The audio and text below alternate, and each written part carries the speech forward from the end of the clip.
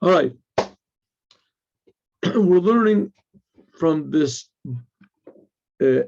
speech that the Lubavitcher Rebbe made in Tov Shin Chav Vav, which I guess it translates now to 1965, because it was made in the month of Kislev. So it was like 1965. In any case, and it's talking about, it was made on Yutet Kislev, which is the day that the first Rebbe of Chabad was freed from imprisonment, where he was put by his enemies, miraculously got freed. And this was a sign that now his teachings of Chassidut could be spread over the whole world. So exactly what are these teachings of Chassidut? What's the whole point? So the Rebbe pointed out that the world is being created by the Torah. And believe it or not, the whole entire world, not just this physical world, but all the spiritual worlds and the planets and all the people in the world and the angels, everything is being created by the Torah. The Torah is the blueprint of the world, and it's the pipeline of creation, that everything is created, physical and spiritual, all the time.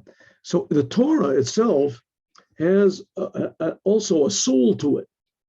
The Torah is, if the world is living and the Torah comes from the world, so the Torah is, how much more so, is alive. And just like anything that's alive, so it's got a soul. And the soul is what separates it, elevates it, right? So an animal, for instance, it has no soul, so it dies. It becomes like rocks. It becomes like a mineral, just rots away. It becomes nothing. And so that's the soul of the thing is like the real essence of the thing.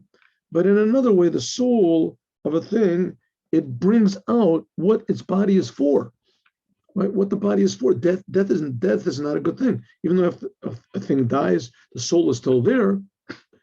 But the whole point of the soul is to enliven the body. So the Rebbe says something like this is also the Torah. The Torah also has a soul. And the purpose of the soul is to enliven the body. And what did we say the body was? The body is the whole world. The Torah is creating the whole entire world. So that also includes me and you. The Torah is creating us both, and there's an inside of the Torah as well. So the Rebbe now points out a very interesting thing. Everything has an inside. Like we say, animals have an inside, they have a soul. People have a soul. There's mysteries in the world. But then there's the biggest mystery of all, on one hand, but on the other hand, the most prevalent and important thing, just like the soul. The soul is a big mystery, but the soul also keeps everything alive. Without the soul, is the Jews. The Jews are really basically part of the creation. They're part of human beings like everybody else. And they have a body and they have a soul, and the soul keeps them alive. And they have the power of thought and emotions and all the other things that accompany the soul. But the Jews have another thing, and that is the Jews have this connection to the essence of God. Essence of God. And this is revealed in the world to the point where you can have a regular house, and then you have the holy temple. Right? You have a regular one. The non-Jews, they have their temples, and they have their buildings and their houses of prayers and their whatevers. But the fact is the churches, but they are not holy. They're not holy. They're spiritual, at best. They're spiritual, but they're not holy. What is holy? Holy means that it's a revelation of the reason why God is creating the world. So to speak, before the world was created, there was no real reality. In other words, God's reason was not revealed. So before the world was created, there was no time, there was no space, there was no, what was there? There was potential, God's, potential, who knows? But God didn't get any pleasure. It wasn't his desire. His desire was when he started creating the world. When he started creating the world, that's the beginning of the whole business. That's the beginning of the whole business. So to speak, before the world was created, there was nothing, right? It was only God and his name. Okay, so this essence of God that creates even the spiritual manifests itself like the soul in the physical world. And that's the whole idea of the Torah. The Torah is here in order to create the physical world. The physical world is very, very important according to the Torah, the utmost importance. We can even say that that's the big difference between Judaism and all of the other religions and philosophies and ideas and in the world. And that is, Judaism stresses this physical world. This physical world is the utmost important. But the idea is to put the soul into this physical world. So the Rebbe wants to say that this soul, this Jewish soul, it has a name to it, and that's called Yechida. Yechida. This revelation of God, the Creator, in His creation, the essence of God, the reason for the creation in this world, if you want to call it the pleasure of God, it has a Kabbalistic name called it. It's called Yechida. It's one of the levels of the soul. There's Nefesh, Ruach, Neshama, Chai, Yechida. Nefesh is the lowest level, and Ruach, Chai. But the Rebbe explains this is not really a level. This is not a level. This is like pure reality, pure essence, pleasure of God in this physical world. And God can get pleasure from the world from anything we do. A person says the right word, thinks the right thought, does the right deed, stands up in a test, that gives God pleasure. To a certain degree, also the non-Jews. But this especially is dealing with the Jews. This we're talking about the Jewish unique Jews. That's called Yechida. Says the Rebbe, that's Chassidut. That's what was revealed on Yutet Kislev.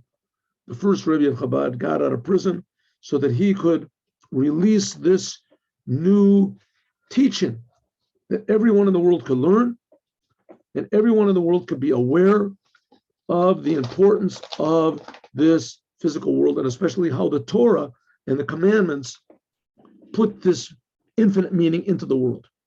That's why the Torah and the commandments are so tremendously, tremendously important. That's the holiness of the. And just for instance, take a simple example. It says that the Tanaim, the ones who write the Talmud, right? They were like 200 years something.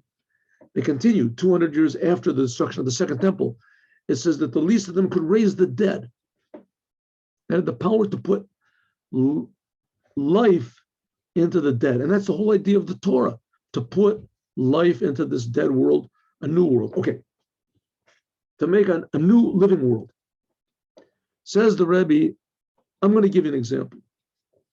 How this level of Chassidut, Chabad, the teachings of Chabad called Chassidut, in Ashkenazic pronunciation is called Chassidus.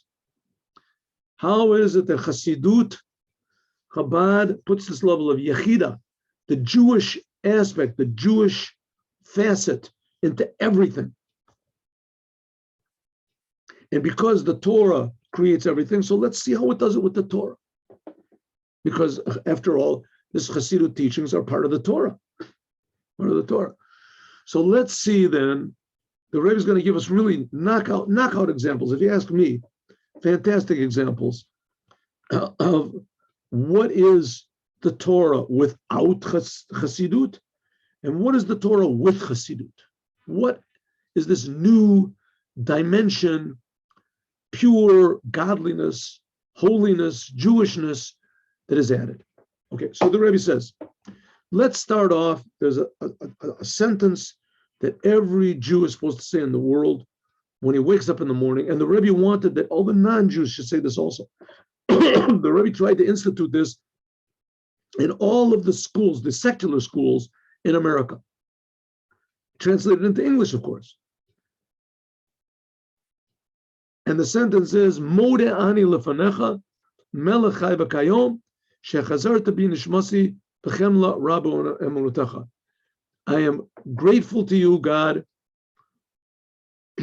I stand grateful before you, God. Mode ani lefanecha, I am grateful before you. As soon as you wake up in the morning, The religious Jews, they have a custom to wash your hands in the morning. You have to wash your hands from a special cup, and not a special cup, but there is a special cup for it. And you can do it just from any cup you want to, but you wash your hands one here and one there, one there, one there, alternately 3 times. And this water has a certain impurity to it. So you shouldn't throw this water like when people walk. They wash their hands in the morning. In Chabad, we have the custom to put a little sort of a pail near the bed and to wash our hands in the bed before we get out of bed. Okay, that's what we do. In any case, that takes away the purity. Before you wash your hands in the morning, the first thing you do in the morning is you give this thanks to God. Right? Thank you. I'm grateful to you, God. The living Melech Chai V'Kayom, a king that is alive and existing, that you gave me back my soul in mercy. Great is your faith. Great is your faith in me, whatever. So the Rebbe said, I want to take this, let's take this little sentence over here. Right? How many words are in it? Modeh ani lefanecha melech chai v'chayom v'shechazarta bi nishmosi v'chemla rabbe amuta. 12 words. Let's take these 12 words. It doesn't have the name of God in it. And let's see how this is explained in a normal way. In fact, let's take 4 aspects of the Torah called Pshat, Remez, Drush, and Sod. The simple meaning, the homiletic meaning, the midrashic meaning, and the mysterious meaning, the occult one. Occult, I don't think is a good word, and the Kabbalistic meaning. Oh, the Kabbalistic meaning. Let's take all those 4 meanings of this 12-word statement that we make in the morning. I'm grateful to you, God. You gave me back my soul. Let's learn this according to the simple meaning, the midrashic meaning, etc. 4 different levels of meaning, and see what Chassidut does to all these 4. And the reason that Rebbe says I'm picking this Modeh Ani is because he'll remember who he's sleeping in front of, who he's, right? It won't go back to sleep. He'll start the day off on the right foot, thinking about God. He's enlivening him, and it'll make a person happy and, full of life. Another reason is that a person should think the whole rest of the day that God is creating me, and God cares what I do, that I am, all my deeds, thoughts, words, and action, they're important to God, right? I should put God before me all the time. And nevertheless, and number 3 is that just like I woke up in the morning, so maybe I have to wake up from the whole entire day. Maybe my level of consciousness that I'm aware of God is like being asleep, and that really I should wake up and there's a much more real awareness of God that there is to be. So that's what Modeh Ani does for us. It gives us energy in the morning, a reason to wake up. It accompanies us the whole rest of the day, and it gives us the thought that maybe we should rise ourselves up to a higher level of awareness of the Creator and our responsibility to the Creator. Okay, now let's go. First meeting. This is where we got up to. What is Modeh Ani, this prayer we said, according to the simple meaning of the Torah? Pshat. I wake up in the morning before I wash my hands, and I say, I am grateful to you, God, that you gave me back my soul. We're giving thanks to God that you give me my soul back. Even though there's other blessings that we also make in the morning when you wake up, giving thanks on the same thing, right? One of the outstanding ones we say, Elokei, the soul that you gave me back to me is tahor, it is pure, you atabrata, atayatzarta. That's another praise we give to God, which is also very good. It's also, thanking God for the soul. But nevertheless, Modeh Ani we say first, because a person has to say this immediately when he wakes up in the morning. And Modeh Ani doesn't have any names of God in it, so you don't have to wash your hands.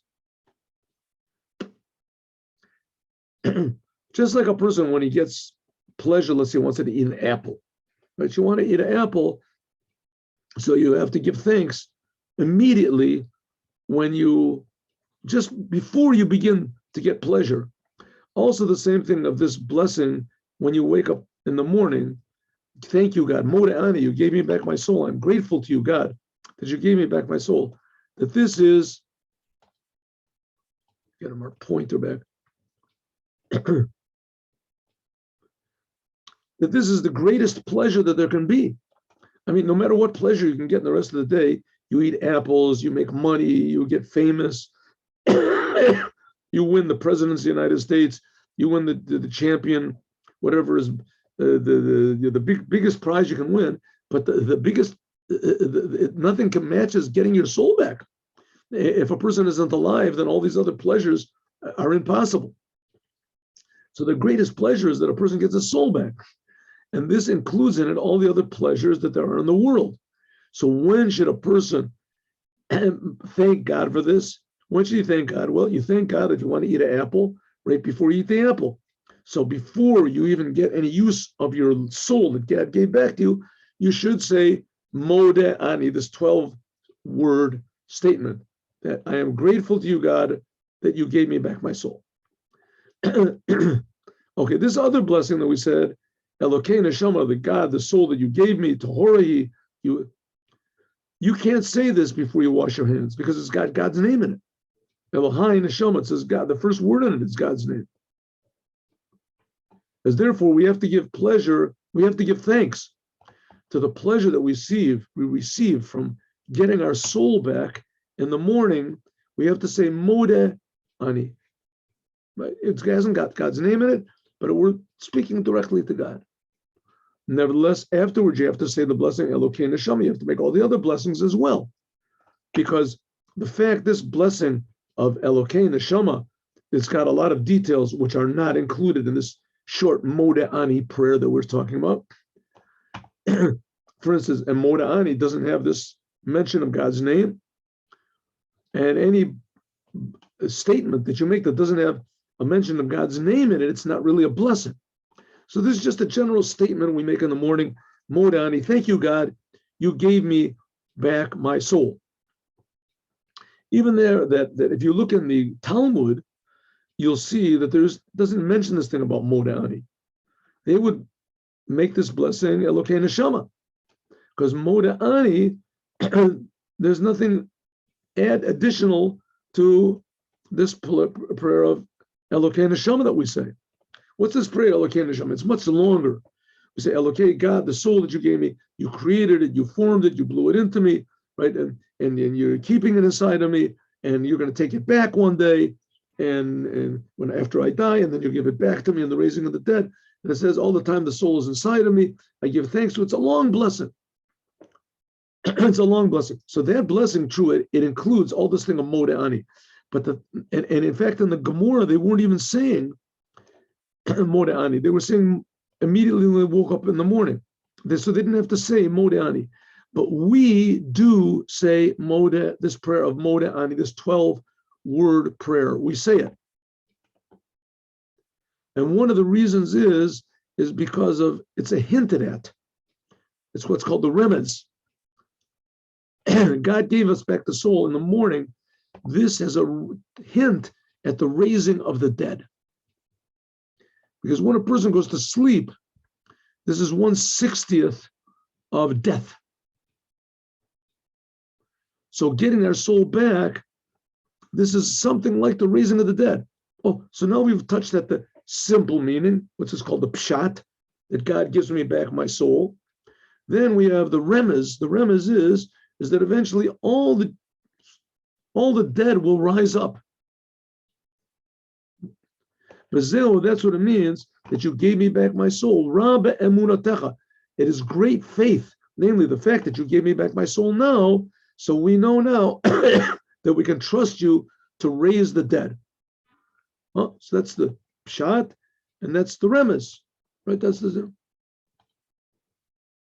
We haven't gotten to the Hasidic part yet.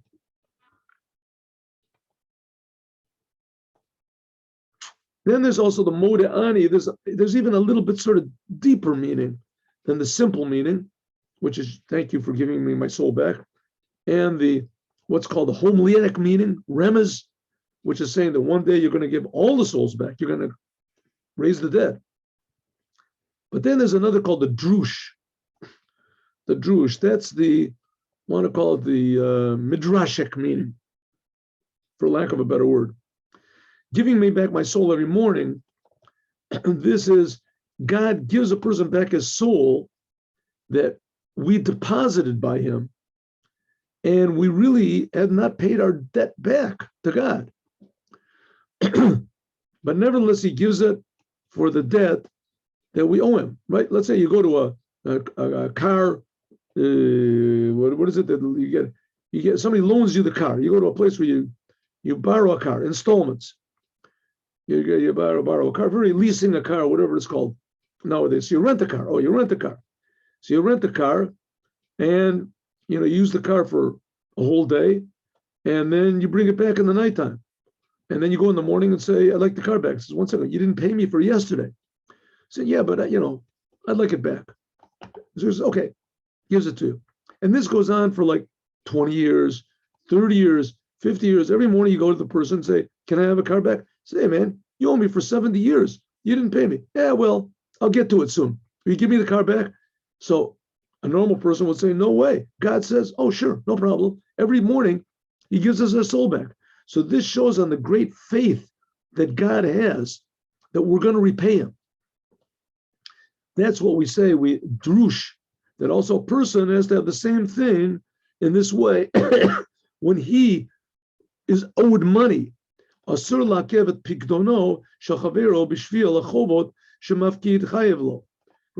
So the story is a little bit different, but the principle is the same, right? Somebody owes me $5,000. I say, okay, but I want a surety. He says, oh, no problem. I'll leave you my car. When are you going to pay back? End of the month. Comes the end of the month, and he says, can I have my car back? I said, well, you didn't pay me anything back. He said, oh, yeah, right. I didn't pay anything back, but I will. Can I have my car? Okay, give him his car, right?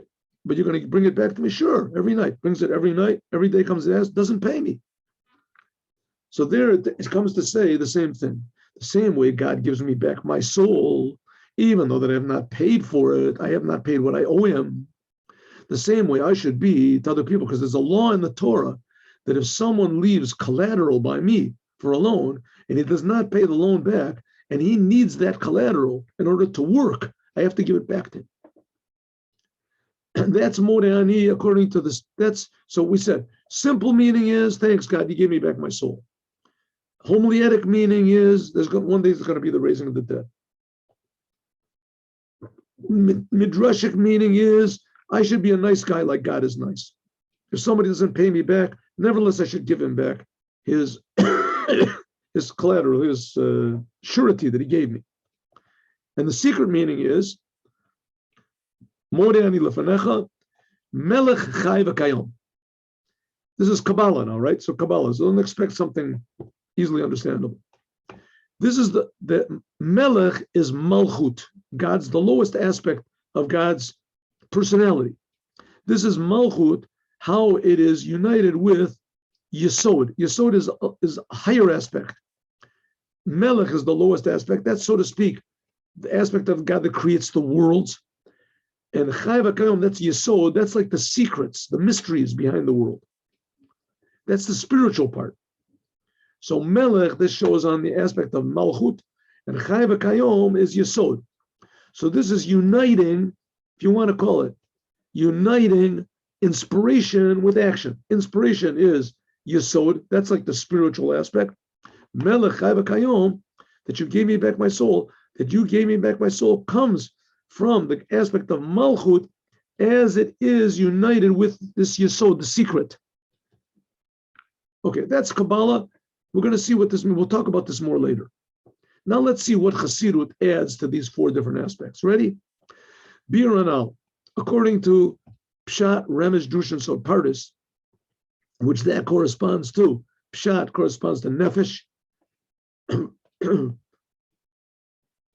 Remez corresponds to Ruach. Drush corresponds to Neshama.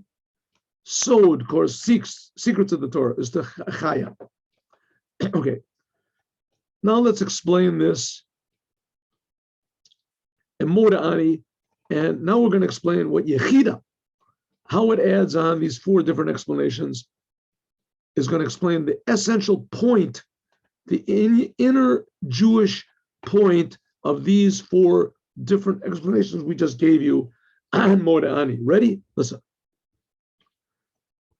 The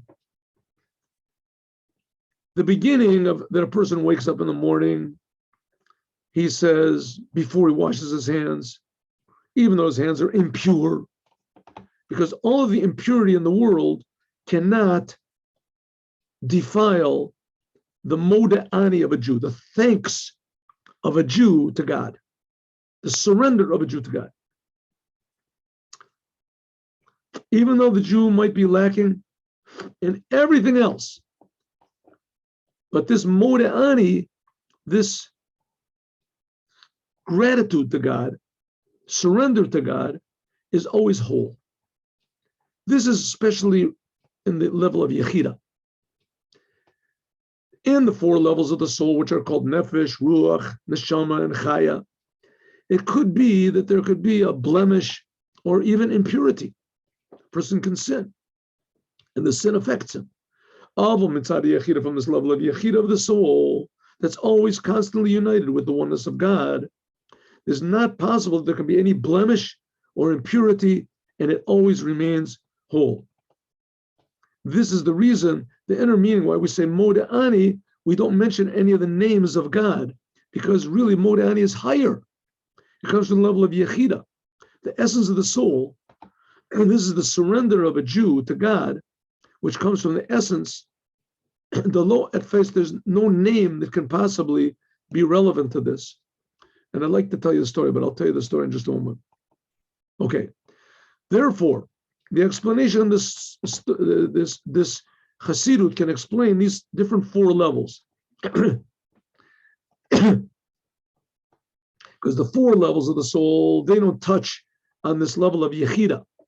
They're talking about the four levels of interpretation of this Torah.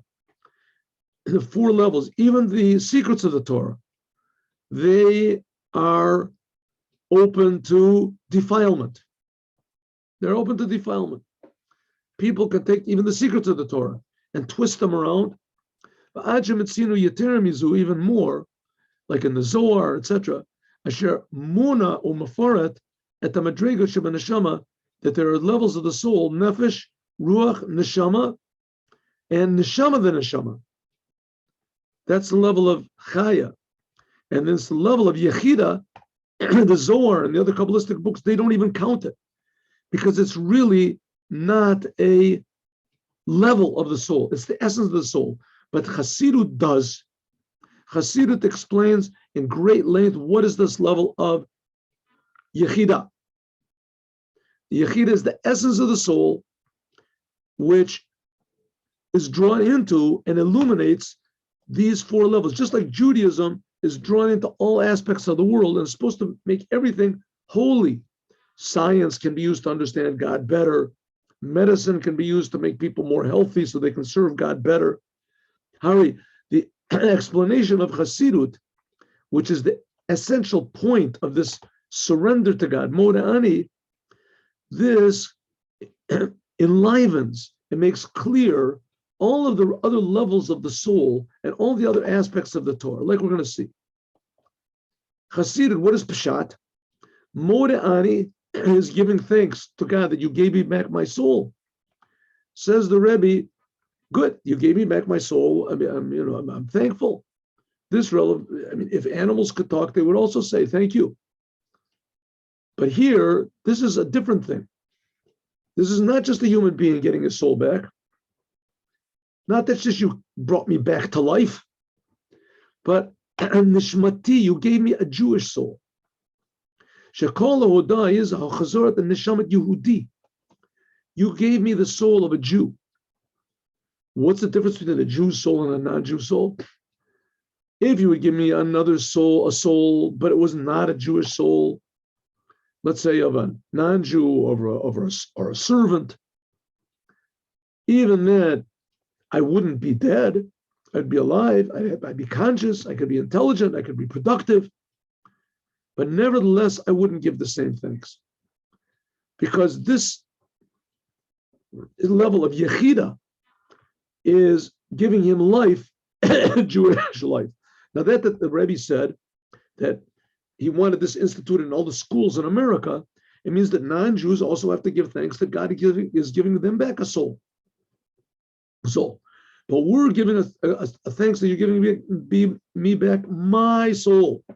A non-Jew has his soul, but I don't want that soul. I want the Jewish soul. What's this Jewish soul? What's the special thing about the Jewish soul? Chayos Shaladam, that it says that the spirit of man goes above. The essence of a Jew is that he has to be attached to God. Chayim Besarim B'fnei Atzmo, that the ruach of the animal comes down low. So a normal human being is, like we say, the highest part of the world, but he's attached to the world. And a Jew is the lowest part of God. His main attachment is to God. And that's what we're giving thanks to. All right, we'll continue this, God willing, next time. I hope we remember where we are. But I'd like to tell a story. I think this really illustrates this very well. I just heard this story a few days ago. And there was a professor, a religious fellow, I understand, Chabad Chassid, and his name was Biederman. That was a story. And he had a friend that was what do you want to call it? In Hebrew, they call it an apikorus, an apostate. He was Jewish, but he hated Judaism. He was totally opposed to anything that had any connection to Judaism, the commandments, the customs, learning Torah, especially being religious, refraining from eating whatever you want to or doing whatever you want to. And this friend of his, this Professor Biederman, he was also a professor. And he was a very nice person. And he was a very talented person. And they were very good friends for a long time. And they would talk to each other regularly. Well, this whole story must have happened like 40 years ago when the Lubavitcher Rebbe was still alive. So this friend of his asks this Professor Biederman, I'd like you to come over to my house. So he invites him over to his house. He goes over to his house. He said, listen, the doctors told me I haven't got long to live. I got this message a while ago. Go over to my library, see that book over there. He pointed to a book, take out the book. There's 2 letters there.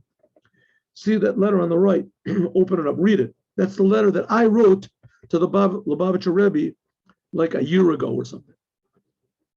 Lubavitcher, I wrote to the, what did I write? I said, dear Lubavitcher Rebbe, I'm following after you. I see that you're a very intelligent person and that you've got degrees. He said, I want you to know that I'm totally opposed to Judaism and to religion and to all these rituals and superstitions and faith. I can understand why other rabbis, they teach this because they're a bunch of ignoramuses. They don't know anything about science or philosophy or culture. But you went to the best universities in France. You went to universities in Germany. You're a very educated man. Aren't you ashamed of yourself that you're putting these guilt trips and the old antiquated ideas and keeping people in the dark ages and pulling the wool over their eyes and blinding children, other people, what the truth is, and keeping them in the commandments and the punishments and rewards. I just cannot simply understand you. And he signs his name. So that's what I wrote to the Rebbe. So just recently I got a letter back from the Rebbe. No, I'm telling you, this was like 40 years ago. I got a letter back to the Rebbe. What does the Rebbe write? The Rebbe writes this. He writes my name, and he said, I was very happy to receive your letter. And I was also very impressed of your openness and your honesty, and I see you're a deep thinking man, and you made some very good points.